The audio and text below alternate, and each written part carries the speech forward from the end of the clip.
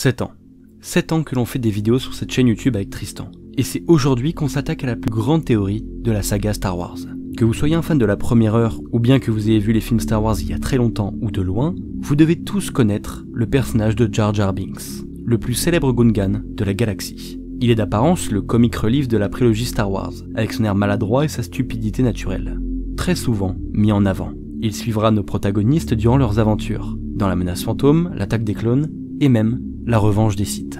Et il y a près de 10 ans de cela, durant la période où Star Wars faisait son grand retour au grand écran avec l'épisode 7 Le Réveil de la Force, un utilisateur Reddit publie une théorie qui fera énormément couler d'encre, déclarant « Jar Jar Binks est un utilisateur de la Force, un collaborateur Sith, et jouera un rôle majeur dans le Réveil de la Force ».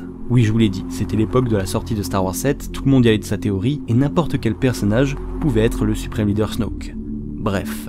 Salut à tous les amis, ici Antoine de la TAT et plongez avec moi dans la plus grande théorie de la saga Star Wars, confirmant le fait que Jar Jar Binks serait un Sith. Nous ferons connaître des Jedi, enfin nous aurons notre revanche. Quelle bonne idée de venir vous joindre à nous. La fête est terminée. Tu étais l'élu, c'était toi.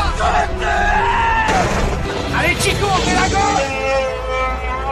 Il faut bien que je me sente ici. Je te décevrai pas, non. Laissez pas. Fais-le. Ou ne le fais pas. Et il n'y a pas de... C'est un piège. Dis à ta sœur que tu avais raison. Quelle bonne idée de venir vous joindre à nous. Origine. Commençons par aller chercher les origines de Jar Jar. Ce dernier a grandi sur la planète Naboo. Peu d'informations sur sa famille nous sont fournies. On apprend simplement dans la menace fantôme qu'il a été banni de Gungan City, la cité sous-marine des indigènes Gungan, après avoir malencontreusement accidenté la navette personnelle de Boss Nass, le dirigeant de cette cité. Mais, je vous demande de prêter attention à cette scène quand Binks revient à Gungan City. Est-ce qu'accidenter une simple navette mérite un tel mouvement de foule? Ou bien sont-ils terrifiés par autre chose? Maladresse et gestuelle. Jar Jar Binks va croiser par hasard le chemin de Qui-Gon et Obi-Wan, sur Naboo, alors qu'ils tentaient de fuir l'armée séparatiste qui faisait blocus sur la planète. Première chose qui nous intrigue, ce saut. Alors oui, l'espèce des Gungan est très agile. Cependant, de là à sauter aussi haut, tout en voltigeant, cela nous ramène très vite au saut de force, Sith et Jedi, qui grâce à la force, ont la faculté de pouvoir faire des acrobaties de ce genre. Acrobaties qu'aucun autre Gungan arrive à reproduire à l'écran. Il y a même une scène coupée où Jar Jar refuse d'user de cette technique, qu'il a pourtant réalisée plus tôt dans le film, mettant en péril la mission de nos héros. Étrange. Toujours sur sa gestuelle, et dans l'ensemble des scènes où l'on voit Jar Jar à l'écran, on remarque très vite sa maladresse. Elle est omniprésente dans chacune des scènes. Il simule le fait qu'il soit en détresse pour mettre en danger Qui-Gon qui va venir le sauver par exemple. Ses mouvements sont imprévisibles et très rapides, ce qui rend n'importe quel adversaire dans la confusion la plus totale. Il s'agit ni plus ni moins d'un art martial, nommé le Zuikan, un style de combat provenant du Kung-Fu, imitant une personne ivre. Cette technique a été popularisée par Jackie Chan notamment dans le film Combat de maître, ou encore, pour les amateurs d'anime, par Rock Lee dans Naruto. C'est durant la bataille finale sur Naboo donc qu'on remarque assez aisément l'efficacité de cette technique chez Jar Jar, qui arrive à éliminer des droïdes de combat via des simples esquives, renverse des bombes Gungan pile sur les chars AAT et même sur un pilote de ces derniers. Ça pour de la chance. Restons sur sa maladresse. Dans cette scène, nos héros s'apprêtent à libérer la reine Amidala des griffes des séparatistes. Tandis qu'Obi-Wan et Qui-Gon passent à l'assaut, notre Gungan, lui, fait encore des siennes et n'arrive pas à descendre. Pire, il descend de l'autre côté de sa position initiale. Un faux raccord, me direz-vous. Je vous laisse regarder la réaction du droïde. Non seulement il tire en sa direction initiale, mais en plus son regard se tourne vers sa position finale, comme s'il en était étonné. Si même l'équipe 3D du film se retrouve à animer de cette façon la tête du droïde à ce moment-là, c'est loin d'être un hasard. Jar Jar vient de se déplacer à la vitesse de la force. Sa position n'est pas sans nous rappeler celle d'Obi-Wan, plus tard dans le film face à Maul, ou même Luke dans Le Retour du Jedi. Une position délicate, mais pas pour un utilisateur de la force, qui peut se défaire de cette position avec un bond de force. J'aimerais vous dire que ce sont là les seuls indices que l'on a pour cette théorie. En réalité, on vient simplement d'en effleurer la surface. Dans de nombreuses scènes, Jar Jar a des mouvements de main très subtils, mouvements qu'il va souvent réaliser juste avant qu'il y ait des propositions alléchantes. Ces mouvements ne vous rappellent rien, c'est exactement les mêmes que ceux utilisés par les Jedi. pour convaincre une personne grâce à la force. Ces mouvements de main, de persuasion de force, seront réalisés pour convaincre Boss Nass de laisser Jar Jar accompagner les Jedi. Mais aussi avant qu'il devienne général, avant de convaincre Padmé Amidala de retourner sur Naboo pour sauver les siens, et même quand il persuadera le Sénat galactique de donner les pleins pouvoirs à nul autre que Palpatine.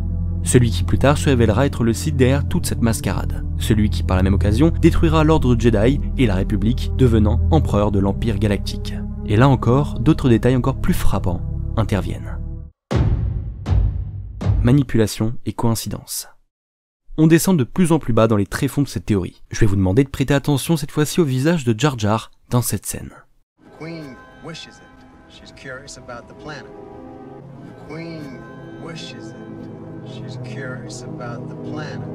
On arrive à lire sur ses lèvres. Il répète ce que dit le capitaine Panaka, ou du moins il fait répéter au capitaine ce qu'il veut lui faire dire. Encore une manipulation mentale possible grâce à la force. Autre chose d'intéressant ici, juste avant l'intervention du capitaine, Jar Jar distrait Qui-Gon en lui disant que le soleil le brûle. Tout ça afin de laisser le temps à Panaka d'arriver et de laisser Padmé en leur compagnie. On remarque d'ailleurs qu'il regarde derrière lui après ça, comme s'il était satisfait de son plan. Il allait pouvoir faire rencontrer Padmé à Anakin. Il le refera plus tard dans le film avec Padmé.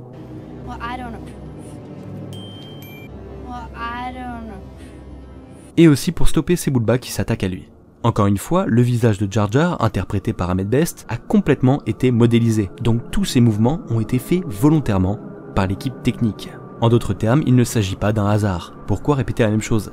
Ça n'a pas de sens, sauf si c'est pour qu'une autre personne le répète à sa place, et pour qu'il puisse manipuler n'importe qui à sa guise. C'est donc lui qui a poussé Padmé à rencontrer Anakin, mais c'est aussi lui qui rappelle plus tard dans le film au jeune garçon la beauté de la jeune femme, alors qu'il n'avait même pas 10 ans.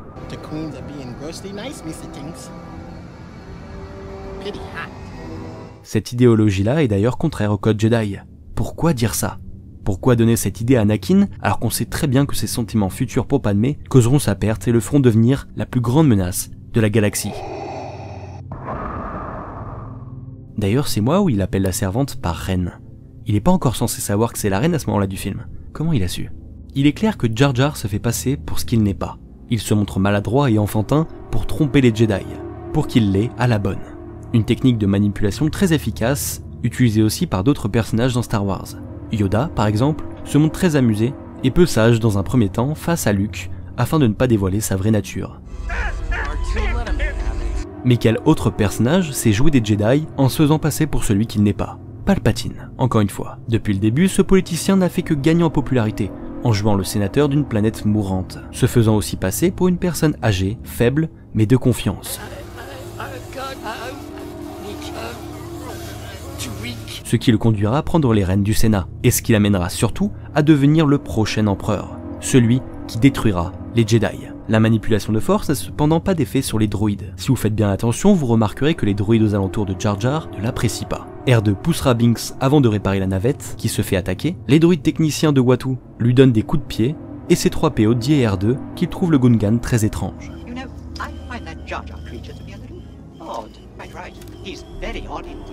Pourtant, ce ne sont que des droïdes, il ne leur a rien fait. Mais ce sont aussi les seuls à ne pas être influencés par la force.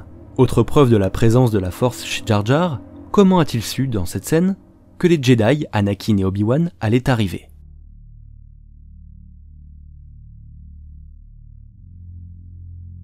Il s'est trouvé pile au bon endroit, au bon moment, pour les accueillir. Pire, pourquoi Jar Jar s'intéresse autant à la vraie Padmé Amidala, qui à ce moment-là du film se faisait passer pour une servante afin de ne pas se faire assassiner. Binks, lui, s'est directement intéressé à elle, sachant pertinemment qui elle était réellement. Et d'ailleurs, pourquoi la navette a son hyperdrive de toucher? Où était Binks à ce moment-là? Ah oui, c'est vrai. Jar Jar se trouvait dans la salle des machines à ce moment-là. Est-ce que R2 lui a foncé dedans en sachant que c'était en réalité lui qui a saboté le vaisseau? Ce qui poussera l'équipage à s'arrêter sur Tatooine et croiser le chemin d'Anakin Skywalker, et créer la suite d'événements qu'est Star Wars. Beaucoup d'éléments de coïncidence s'entremêlent, renforçant de plus en plus cette théorie.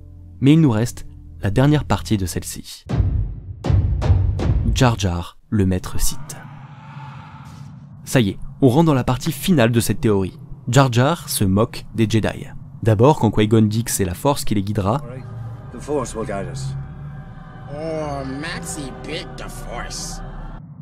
Puis quand il va tirer la langue à Qui-Gon sur Tatooine. ou encore comme je l'ai dit plus tôt en disant à Anakin que la sénatrice est canon, alors qu'il n'est qu'un enfant à ce moment-là. Poursuivons avec les funérailles de Qui-Gon. Ici, Yoda nous explique brièvement la règle des deux.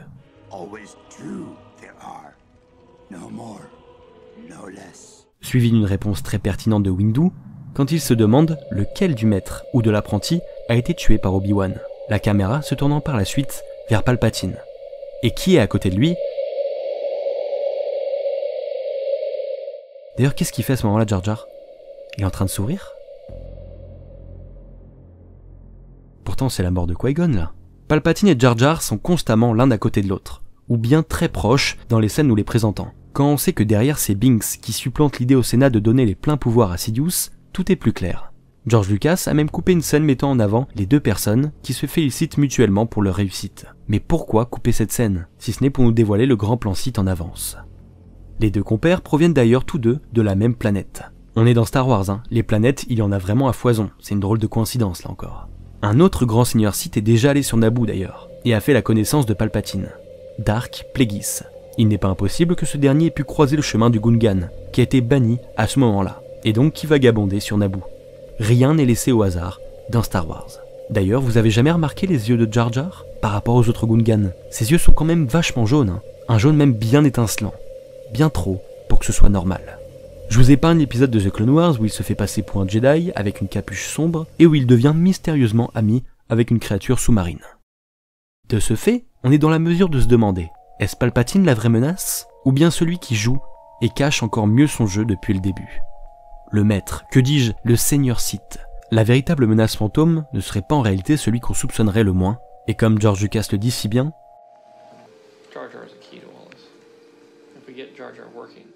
Jar Jar Binks est un Sith.